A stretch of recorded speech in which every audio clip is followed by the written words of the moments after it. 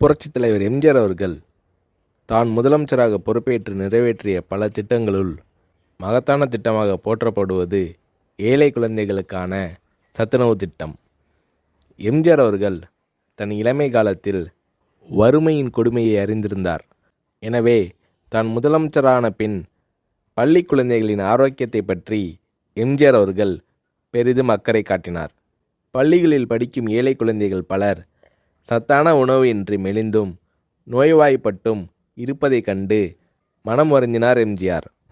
ஏற்கனவே தமிழக பள்ளிகளில் பெருந்தலைவர் காமராஜர் ஆட்சி காலத்தில் தொடங்கப்பட்ட மதிய உணவு திட்டம் நடைபெற்று கொண்டிருந்தது.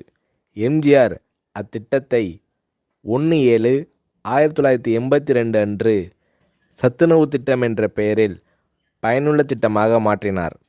எம்ஜிஆர் அவர்கள் சத்துணவு திட்டத்திற்காக 100 கோடி ரூபாயை ஒதுக்கீடு செய்தார்.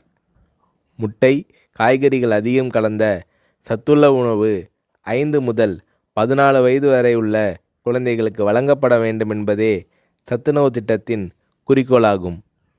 இந்திய பொருளாதார முன்னேற்றம், தொழில் முன்னேற்றம் என்பதை விட இன்றைய குழந்தைகளின் பசியும் ஆரோக்கியமும் அவசியம் என்பதை உணர்ந்தே சத்துணவு திட்டத்தை நான் அறிமுகப்படுத்தினேன் என்று சத்துணவு திட்டம் பற்றி எளிமையாக விளக்கமளித்தார் எம்ஜிஆர்.